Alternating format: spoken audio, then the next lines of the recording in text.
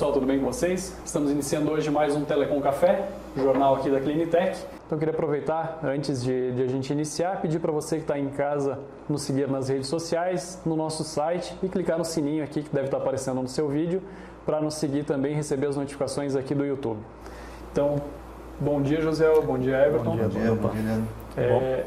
Hoje a gente vai falar um pouquinho sobre um tema que nas últimas semanas agora e puxando de anos anteriores tem sido bem corriqueiro, que é a questão das dificuldades que as empresas de telecom têm para fazer as instalações.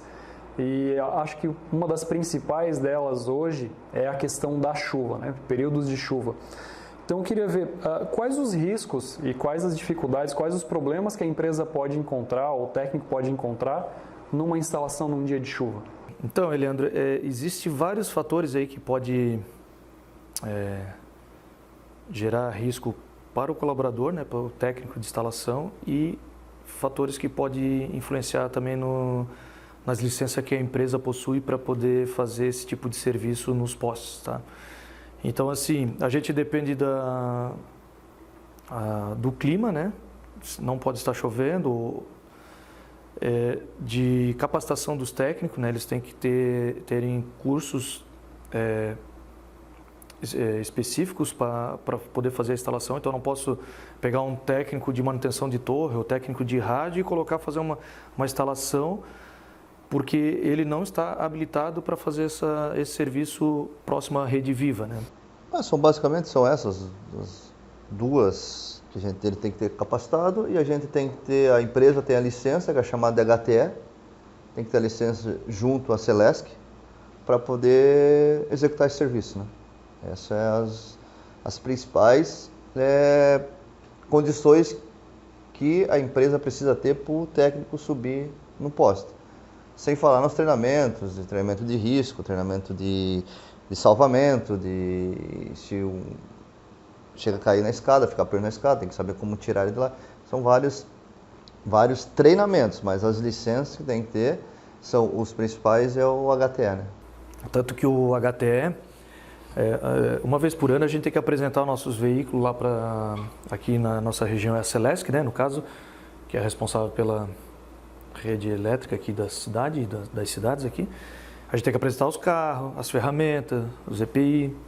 Outra condição é o EPI, né, que eles têm que usar o anti-chama, luva, capacete, cinto de segurança, escada adequada também, não pode ser uma escada de alumínio, né, tem que ser escada ou de madeira ou de fibra de carbono, que não conduza. Cone, então ele tem toda a parte de EPI, toda a parte de equipamento de segurança, tem que utilizar também para fazer esse serviço, né? Mas hoje o que pesa mais aí para a gente é o clima. As pessoas não entendem que com chuva ou uma garoa a gente não pode colocar em risco a vida dos técnicos, né? De fazer eles subirem no poste com um tempo chuvoso. O tempo chuvoso, né? Um tempo chuvoso, assim a gente não pode... Mas quais os riscos que isso pode implicar para o técnico? O que acontece? Muitas vezes, eu já subi em poste também, eu sou apto a subir na parte dos postes. Já foi pego o fio do fotocélula, muitas aqui na nossa região não são isolados. Por quê? Para não dar zinabre, isso a gente já pegou algumas vezes. E eles encostam na luminária. Muitas vezes ela está com energia. Ou o poste está molhado e esse fio está encostando no poste. Ele também vai dar energia em todo o poste. Se chegar embaixo, até uma pessoa pode encostar no poste e tomar um choque. Então são vários cuidados, que nem o engenheiro lá, o Laerte, lá o fiscal da Celesc, falou de assim, a energia não tem cheiro, não tem cor e não tem gosto. Só vai ver quando encostar. Vai sentir, né? Não ver. Então tem que ter muito cuidado. E isso é uma coisa que a gente bate em cima. Se estiver chovendo, não se sobe em poste. Mas assim, dias de chuva, quais os riscos que o técnico tem de subir no poste? Dia de chuva, o risco maior é choque, né? E assim, como é rede viva, não tem como ir lá desligar um disjuntor. Em muitos casos, ou queda da escada, mas normalmente eles ficam travados ali, ou até pode morrer eletrocutado, né? Como ocorreu agora há poucos dias ali em Gaspar, uma situação assim, né? Que foram trabalhar, uma empreiteira terceirizada foi trabalhar para um provedor lá. Quinta passada, na verdade. Com toda aquela chuva, né? Toda aquela chuva, o pessoal estava passando cabo e o rapaz encostou na baixa, né? E aí... Mas não existe nenhum EPI que o técnico possa verificar se está conduzindo energia, se está passando, se tem... O nosso pessoal, todos eles têm uma caneta que verifica a tensão que está na corrente, né? Então ele chega próximo à rede elétrica, ele vai acusar, aquela caneta vai apitar se tem energia ou não. É uma caneta que encontrar o fase, né? Então ele chegou próximo dessa rede elétrica, ele vai apitar. Mas normalmente, num dia comum, botou a caneta ali, por mais que esteja passando energia, se não está energizado, o técnico corre risco do mesmo jeito ou não? Num dia comum? Não, o Everton ele explicou antes ali a questão dos reatorzinhos das luminárias que tem no poste. Você pode imaginar aí como é que funciona, né? Tem o braço, aqui a haste de ferro, e atrás ela fica uma caixinha, se olhar sempre assim no poste, a foto se chama fotocélula, o reator, né? E ali eles não isolam, normalmente não é isolado as emendas de fio ali. Se aquele fio ele encosta naquele ferro, a ferragem da luminária, ou isso dia de seco, sem chuva, e o técnico por algum motivo encosta ali naquela haste, porque ela é no poste, e a gente sempre encosta a escada ali, pode acontecer, está trabalhando ali, bater o braço e encostar naquela haste da luminária. Ele pode tomar um choque. Tem dia de chuva, se aquele negócio, o fio do reatorzinho da fotocélula estiver encostado no poste, o poste encharcado de água, ou molhado, úmido, também vai energizar o poste. Então, no dia seco, o risco, aí por isso que eles têm a caneta. Subiu, passa, né, leva a caneta próxima ali dessa parte de ferragem, não tem nada energizado. Já aconteceu a situação de cordoalha. A cordoalha é aquele cabo que quando tem um cruzamento de rua, assim, né? Ela passa de um poste no outro, faz um X para a gente fazer a entrada de rua. Ela está energizada também, né? Muitas dessas são as antigas da Oi, que é de metal, de cabo de aço. Aí essas é um perigo, muitas vezes estão energizadas. Tem que botar a caneta e tudo que é parte metálica, quando for encostar, tem que botar a caneta para ver se está com energia. Porque muitas vezes você não sabe. Passou a chuva, o técnico pode subir no poste? Tem que dar uma secada no poste. Estamos aqui dentro da empresa, dia de chuva, parou de chover, mandamos os técnicos para a rua. Eles podem subir imediatamente nesses postes? Tem que esperar secar o poste, porque o poste vai estar, provavelmente, muitas vezes está energizado. Alguns que, mesmo dia seco, a gente pega, ele está úmido, parou aí 3, 4 horas sem chuva, ele chega a passar energia ainda, devido o concreto está úmido do poste. Então tem que esperar secar, na verdade, e tem que ter cuidado, né? Tem que usar o SPI correto, para não chegar direto se abraçando no poste, que pode dar problema.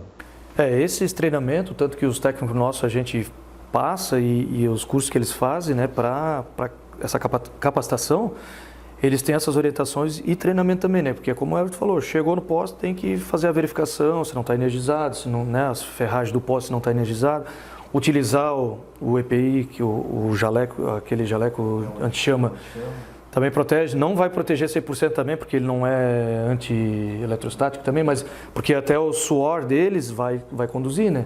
Então eles não sobem no poste, mas eles têm proteção, tem luva, mas o cara que sobe, desce poste, o cara transpira. Então, mas a verificação inicial é a caneta ali, ver, apitou, tem que já analisar onde é que está energizando ali, qual parte que está energizando o poste, né? É uma precaução que o técnico tem que fazer na hora de iniciar o serviço no poste, né? Identificado o poste energizado, mesmo num dia de sol, qual o procedimento que o técnico tem que ter para poder realizar essa instalação? Tem que entrar em contato com a Celesc, ou ele aguarda um dia, como que funciona? Muitas vezes dá para analisar, verifica se se for um fio do fase, encostando um pouquinho na luminária, usa um alicate, desencosta ele, dá para fazer isso, tendo o devido cuidado, né? Mas se é um problema, teve até um poste aí que mesmo dia seco ele estava dando choque, todo ele estava energizado. Aí a gente entrou em contato com a Celesc para eles virem dar uma verificada.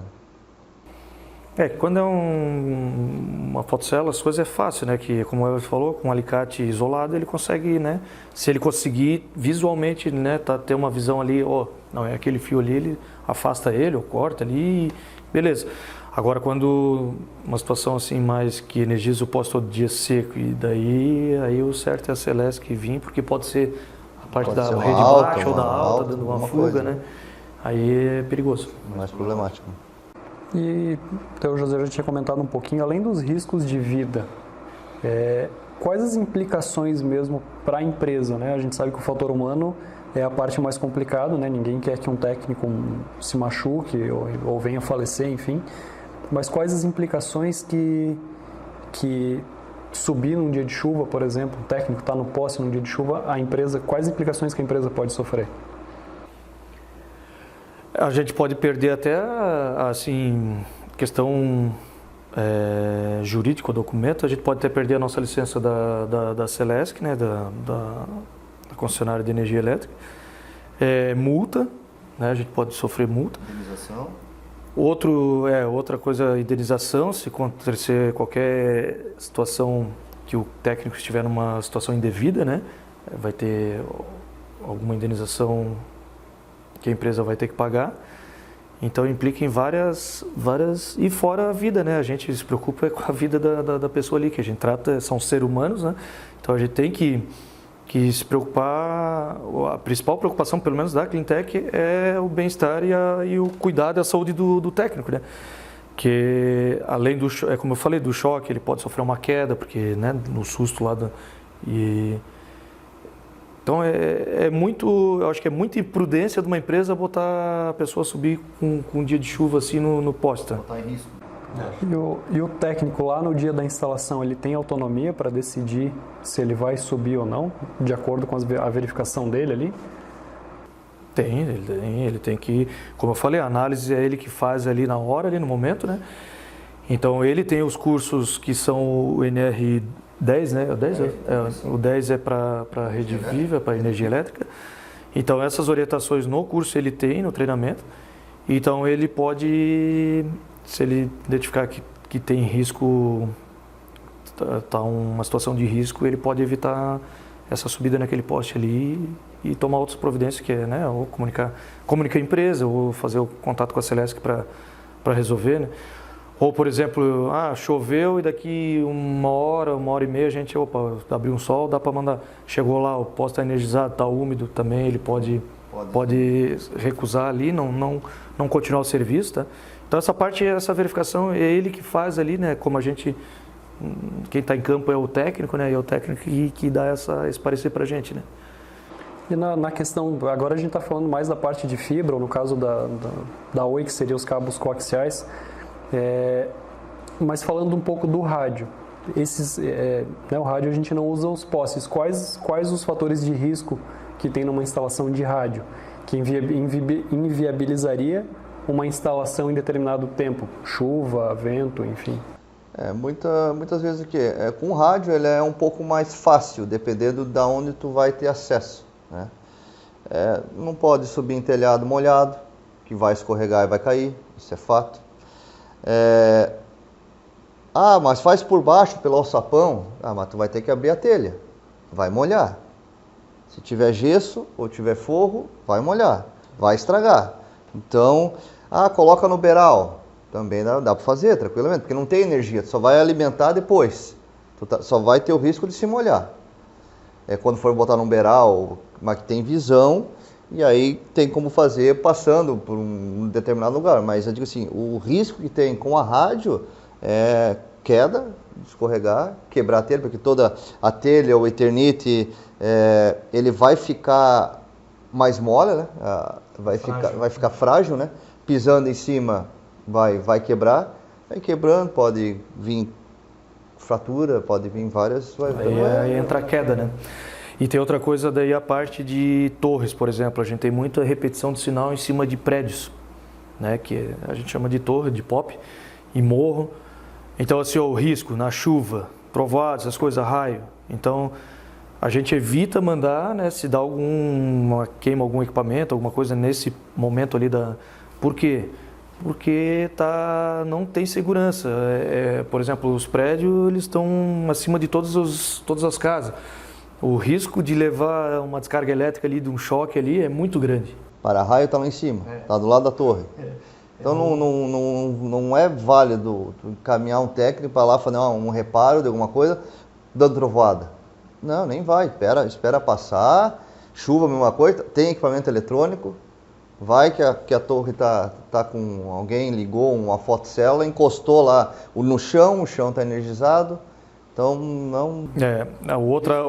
O risco é grande, muito grande. As torres, subida de morro, onde a gente tem em cima de morro e tal, essas torres... Mesmo depois do evento, da chuva, da tempestade e tudo, a gente é obrigado a guardar um pouco para dar uma secada lá, porque...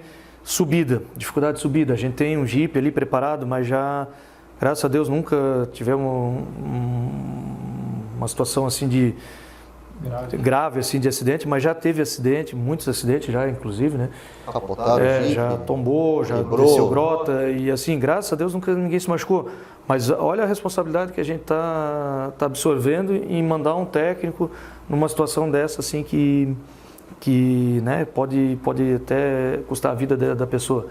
Então, a gente evita. A gente aguarda, assim, a gente pede para os clientes entenderem, né, que tem que ser dessa forma. Mas não, tem que aguardar, dar um dia ou dois. Às vezes já aconteceu a situação que a gente teve que esperar de um dia para o outro para poder subir um morro aí, que a gente tem nos interiores, aí a gente tem bastante torre assim.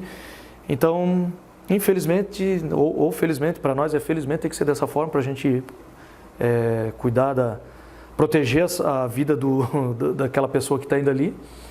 E para o cliente é ruim que ele fica sem, mas ele tem que ter esse entendimento que o risco, a vida, às vezes, né, às vezes tem que ver que tem mais valor do que aquele momento ali que...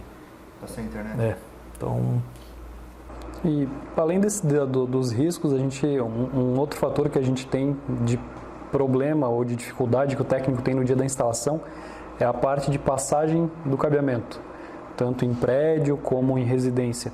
Essa responsabilidade de ter os conduítes desobstruídos ou da facilidade de passar um cabeamento, isso é responsabilidade da empresa ou isso é responsabilidade do cliente? Isso é responsabilidade do cliente. O cliente tem que dar a passagem do cabo, principalmente em prédio. A gente não participou da construção do prédio, muito menos de uma casa. Então a gente vai lá e tenta fazer a passagem de cabo. A gente tem alguns tipos de guia e se não passa, não tem o que fazer. A gente tem toda uma agenda para ser programada. Isso é, ou seja, programa uma instalação de 150 metros. Isso aí é rápido fazer.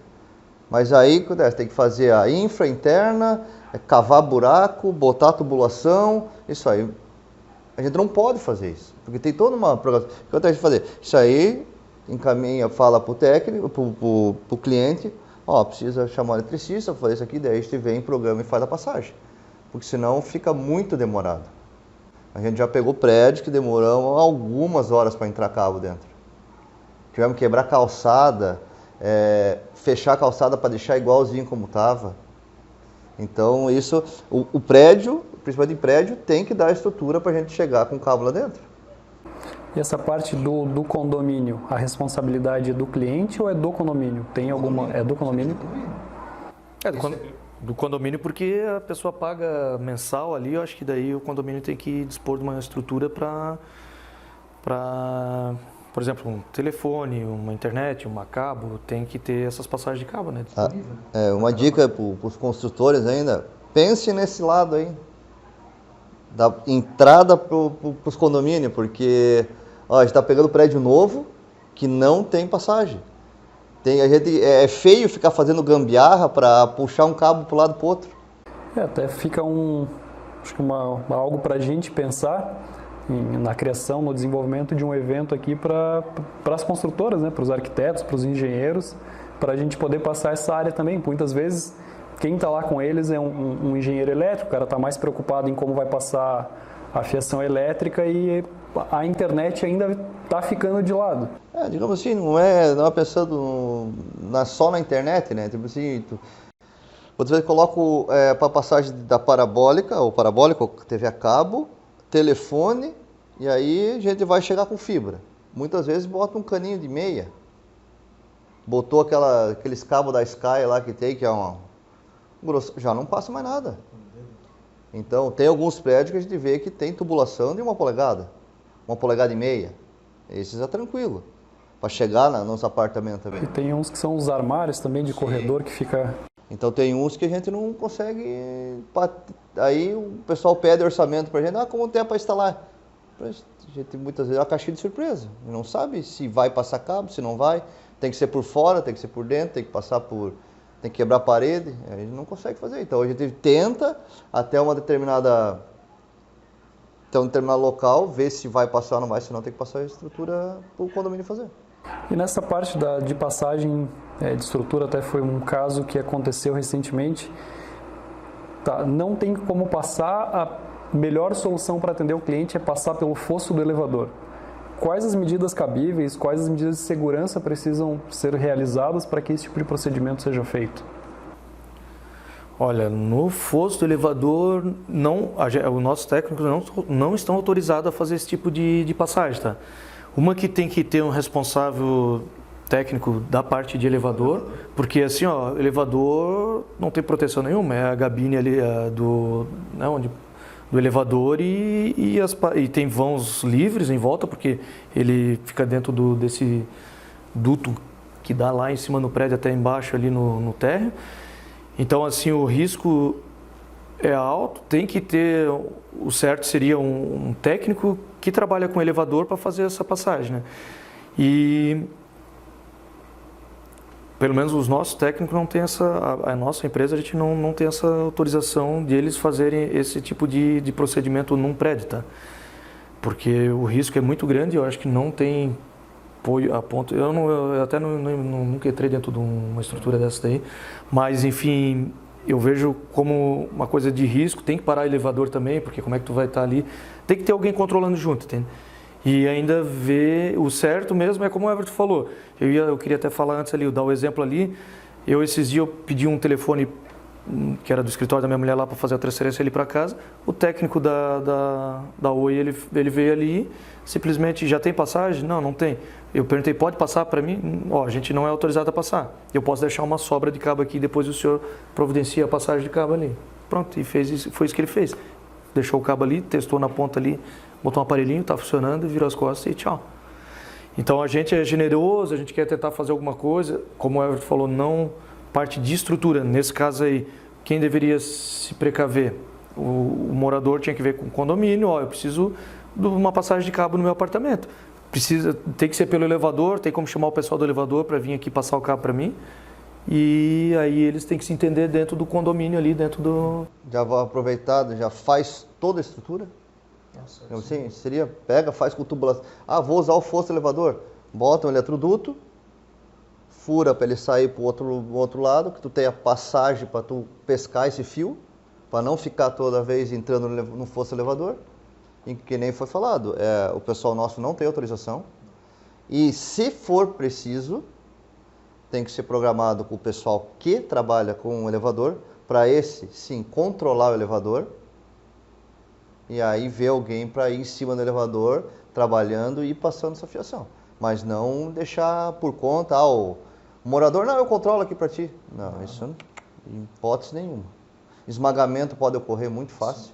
Não. É muito perigoso. Muito perigoso. Além dessa parte do clima chuvoso e da obstrução do encanamento para passagem de cabo, o que mais pode influenciar no atraso de uma instalação? Ou no reagendamento, enfim? Muitas vezes o que ocorre de um atraso, de um possível demora, né? Muitas vezes poste faltando na rua, né? Hoje temos algumas ruas na Penha, ali principalmente, elas não têm acesso muitas vezes, entre uma rua a outra, elas em paralelo. Não consegue... Aí acontece, pelo sistema a gente consegue ver, ele acha o menor caminho, só que entre duas ruas, entre essas ruas não tem posteamento.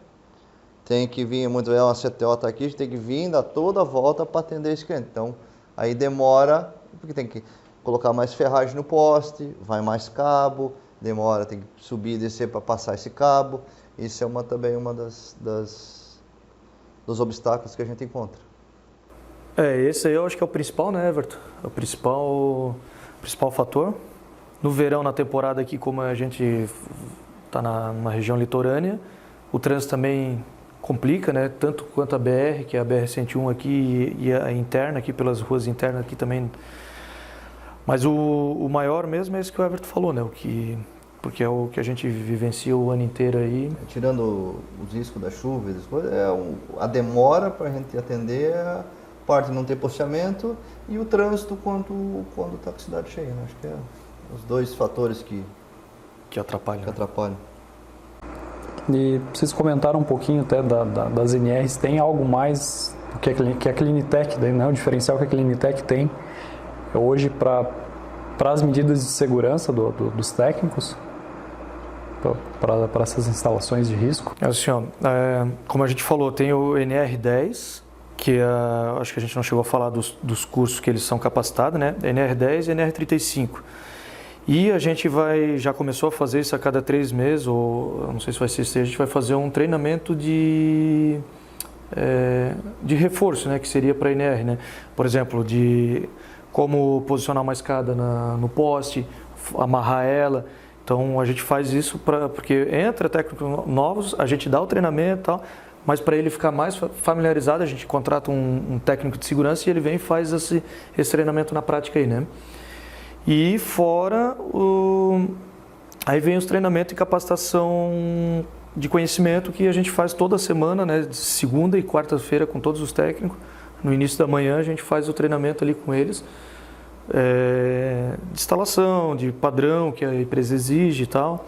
E é discutido sobre os cuidados, né, a forma com que eles têm que trabalhar no poste também, isso a gente sempre está reforçando, né. Hoje a empresa agora trabalha com um técnico que supervisiona eles não chega a ser um técnico de segurança de trabalho, mas ele fiscaliza os serviços que são feitos no poste, né? A cada 15 dias a gente faz o levantamento para ver como é que está as ferramentas dos técnicos, tá? Porque às vezes eles estraga a ferramenta, acabam não passando para a empresa e pode pôr em risco. Esse tempo a gente viu ali no período, né, que a gente faz as manutenções, ele não veio e falou, mas ele tinha quebrado a escada e tinha amarrado a escada, então aí são detalhes assim que acaba pondo a própria vida dele em risco fazendo uma situação dessa daí. Em vez de chegar assim, minha escada quebrou ou caiu, né, trabalhando com uma transparência, ele coloca a vida dele em riscos, não avisando a empresa, né, que a gente faz a substituição, se tem como fazer troca de alguma peça ali, normalmente as sapatinhas das escadas, né, que é de borracha, para não derrapar, não escorregar a escada. Então eles têm toda a liberdade de chegar assim, gastou, furou, tem como substituir? Às vezes eles não fazem. Por isso a gente determinou que a cada 15 dias, 20 no máximo, a gente faz essa verificação geral nas ferramentas dos técnicos, né, para proteger ele no fim, né? E a gente nunca se negou e não vai se negar, né, para fazer uma substituição desse tipo que é a sapatinha da escada que é de borracha, né? Vocês comentaram sobre as NRs, né? O que são as NRs e de quanto em quanto tempo elas precisam ser feitas? É uma vez e o técnico não precisa mais fazer, ele já está capacitado para o resto da vida? Como que funciona? O técnico que faz a passagem de cabo, que seria o cabista ali, ele é obrigado a ter essas NR, né? Então, entrou na empresa, ele vê, mas eu tenho de outra empresa. Não, a gente faz de novo a NR, né? É válida para a empresa, válida para a empresa. Para a empresa, ela não é transferível para outra empresa, né? Então, ele vem, a gente bota ele ali, ele fica só de ajudante ou acompanhando os procedimentos da empresa, como é que funciona. Nesse período, a gente marca a NR para ele, faz O auxiliar, que hoje é o que fica só embaixo, faz a interna na casa do cliente, ele não tem necessidade dessa NR. Fez uma vez feita, a reciclagem é uma vez por ano, né? A cada ano, daí todos que tem são feita a reciclagem, né? É feita essa reciclagem e ele refaz a NR. E para um leigo, assim, o que são essas NRs? Quem que parametriza isso? Enfim, quem que dá essas diretrizes? O que são essas NRs, né? São o pessoal digamos assim, de segurança do trabalho. São essas normas. São normas que devem ser seguidas e precauções, é tudo o que pode ocorrer e já ocorreu num serviço. Né? A NR, ela tá... Isso é do governo, né? Acho que até é uma proteção das pessoas também, né? Primeira coisa é salvar a vida, né? Evitar acidente, que a gente também acompanha, a gente faz esses treinamentos junto aí, a gente, né, tem acompanhado. E acontece muito acidente assim de óbito, vem a óbito, assim, incrível, né? Então, antigamente, se eu não me engano, quando não tinha muito essa questão de NR e tal, esse tipo de cuidado aí, existiam situações que a pessoa tinha insalubridade, né? Dela diminuía o tempo para se aposentar. E hoje o governo, ele quer o quê? Ele quer que proteja, e eu acho que está certo também, proteger a pessoa que está ali fazendo aquele tipo de serviço. Não existe mais, eles evitam, não dá o benefício da insalubridade, né? Eles têm periculosidade, mas a periculosidade não reduz o tempo de aposentadoria, né? Só que, contrapartida, ele tem uma proteção maior, né, o trabalhador ali, e com EPI, com os treinamentos. Então, o risco de acidente ou de morte diminui um monte, né? Mas ainda existe muito, né? Em geral, assim, acontece muito ainda, até por imprudência e autoconfiança do técnico, entende? Então, a gente sempre fala, quanto mais confiante se sentir, mais deve usar os equipamentos. Né? Porque a pessoa vai pegando confiança, não dá problema. Aconteceu. E aí que está o perigo. Até a gente, não sei se chegou em vocês, a gente tinha um técnico, trabalhou com a gente acho que 1 ano e meio, 2 anos atrás, que veio não sei se de alguma companhia elétrica, que veio trabalhar conosco, e ele contava muito sobre transformador, a explosão do transformador e a necessidade da roupa anti-chamas, né? Então eu queria que vocês, se vocês tiverem, né, além daquele acidente de Gaspar que vocês comentaram, vocês souberam de mais alguma coisa que tenha acontecido aqui pela nossa região, desse tipo de acidente, assim, não? Teve o pessoal da Vivo até, que teve um rapaz terceirizado, né? Caiu, esse veio a óbito, né? Ele caiu em cima e chegou até a afundar, queimou, né? Queimou. Esse de Gaspar não veio a óbito, tá? Informações, não veio a óbito. Ele desmaiou na hora, mas ficou preso, aí a princípio voltou. Então, e tem várias, né? Várias aí. Se for procurar na internet, vê um monte. Então, e tudo, digamos assim, é imprudência. O medo faz você ficar alerta a alguma coisa. E esses caras já estão a tempo, perdem o medo. Eu sou corajoso, nunca aconteceu comigo, aqui é assim, aqui eu encosto, ó. Em vez de testar com alicate, eu testo assim. Isso é a imprudência. Aí ocorre, dá uma escorregadinha, vai segurar, segura no fio, pronto, não solta mais. Então é isso que ocorre. E a gente bate muito na segurança deles. Tem que treinamento, ferramentas adequadas, a roupa anti-chama, para não... Essa roupa que eles usam é o mesmo padrão, é a mesma que a Celesc usa, né? Então, com mais qualidade, tudo, tanto cinto de segurança também, a gente usa os cintos os mais top de mercado aí. Assim, a gente investe, cara, a gente investe porque a gente sabe o risco que é, né? A responsabilidade também é nossa, claro, mas vem a questão da autoconfiança aí também, isso é um perigo, tá? É um grande perigo, né, para o técnico. Mas a questão de EPI a gente nunca se negou, sempre investe e procura sempre o melhor possível, né? Que é a qualidade, até conforto, por exemplo, o cinto bem no início que a gente trabalhava com um cinto até diferente, depois a gente começou a trabalhar com uns agora... no cinto que Chegava, eles era usava desconfortável aqui, e tal. Solvava o pescoço. Daí hoje a gente trabalha com som tudo almofadado e tal, engate rápido, são cinto fácil de colocar, aqueles outros eram mais difíceis, né? Que era aquelas fivelas de tipo de cinta que dá a volta ali e travava ele. Esse não, agora é tudo com engate rápido, confortável e é os que tem de melhor no mercado, entende? E estão tudo na mão dos técnicos aí, a gente, é como eu digo, tá com uma dificuldade, né? Eles têm que vir falar. Quando eles não vêm falar, a gente a cada 15 dias dá uma verificada nas ferramentas tudo aí para ver se a necessidade de uma substituição de algum EPI, alguma coisa. Acompanha as datas também, né? Que tem validade, né? Então a gente está bem atento quanto a isso. Documenta tudo, né? Porque além disso, a exigência de um técnico de segurança, se eu não me engano, é 150 funcionários para cima, ou 300, se eu não me lembro, nessa área nossa.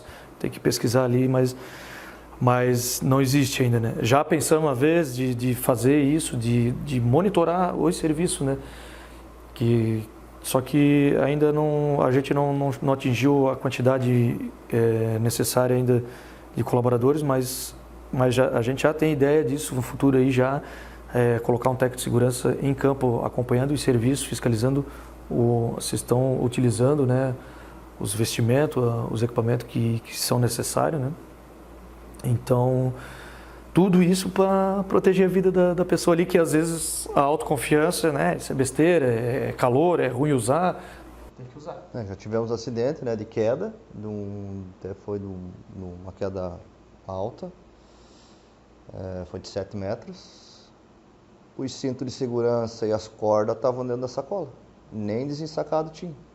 Então fez treinamento, ganhou os cintos, ganhou tudo e não usou. Ok, se tivesse um técnico de segurança de trabalho fiscalizando, não iria ter problema. Mas aí vai ter que ter um técnico de segurança para cada, porque não vai estar ao mesmo tempo para ver todos os técnicos. Então é a imprudência do técnico.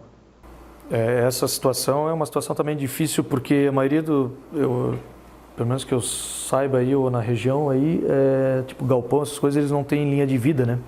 E o certo, um projeto desse, um galpão desse, já concluiu ele, para liberar ele, tem que ter essas linhas de vida, né? E ele não tinha. Na verdade, a maioria não tem, né? Mas o técnico, ele tem que se precaver. Eles andam com corda essas cordas de alpinismo. Então o cara tem que subir, amarra uma corda, vai com o talabarte, com o trava-queda e é a vida dele que está ali, né? Então ele tem que o certo é ter a linha de vida, né? O galpão, o prédio, né? Mas se a maioria não, 90% acho que na região não tem, né? Que eu saiba. Teve prédio que pediu para nós botar a linha de vida pro prédio. A gente fez uma torre em cima e a gente fez a linha de vida. E hoje vai lá, o técnico se engata na linha de vida e trabalha tranquilamente lá, mas está certo, isso é o correto, né? Ele exigiu da gente, mas o certo era o condomínio ter feito na época, né? Porque não é só a gente que sobe lá, é pessoal de parabólica, pessoal do para-raio, pessoal da caixa d'água, exatamente, outros provedores, quando é compartilhado assim. Então, mas enfim, a gente colocou porque a gente também preza muito na segurança do técnico nosso e tá lá, tá feito, eles têm que utilizar, né? Porque pode estar lá naquela altura lá, mas tem uma laje, não está próxima, mas passa mal, bate um vento forte, em cima de prédio dá muito vento, a gente, né, já... tem um mal-súbito, né? O mal-súbito tá amarrado, né? Tá ali e fica ali. Não aconteceu comigo.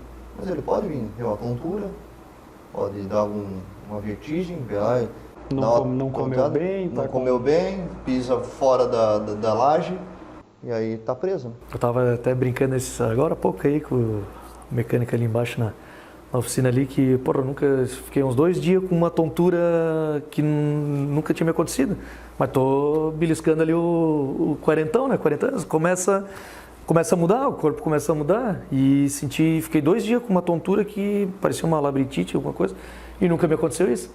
Mas sempre tem a primeira vez e eu acho que tá aí, ó. Às vezes o cara tá trabalhando e dá um negócio desse aí, né? Aconteceu uma situação assim com um ex-colaborador nosso, estava dirigindo, disse que meio que desmaiou no volante, né? Dirigindo. Sorte que ele estava passando a lombada, estava devagarzinho, e nessa ele estava com o pé no freio, quando ele desmaiou ele freou e parou o carro no meio da estrada ali, daí o ajudante dele acudiu ele ali. Foi só Aí foi posto de saúde para ver e tal, não foi assim uma coisa grave, mas foi algo que pode acontecer. Agora imagina um cara desse estar numa torre, está em cima de um prédio, está em cima de uma escada. Então os EPIs são muito importantes, Então é isso, pessoal. Queria agradecer mais uma vez a audiência de sempre e agradecer ao José e ao Everton por, né, nos darem essas elucidações.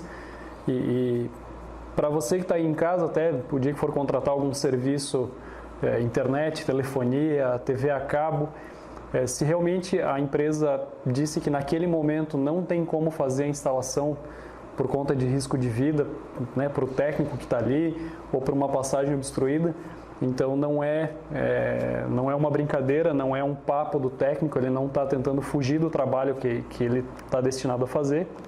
Realmente são problemas graves, problemas sérios que a gente enfrenta no dia a dia. Então o tema desse vídeo, né, desse programa, foi justamente por conta desse período de chuva que a gente está tendo. A gente teve alguns reagendamentos por conta disso aqui dentro da empresa e então chamou bastante atenção o índice que a gente teve com as reclamações das pessoas que estão em casa, né, por não entender que ela está sem internet por um período de chuva, mas a gente não tem como mandar um técnico porque é um problema externo ou por conta de uma instalação. Então fica o nosso apelo, né, para esse tipo de entendimento. Mais uma vez, obrigado a todos que nos acompanham toda semana aqui.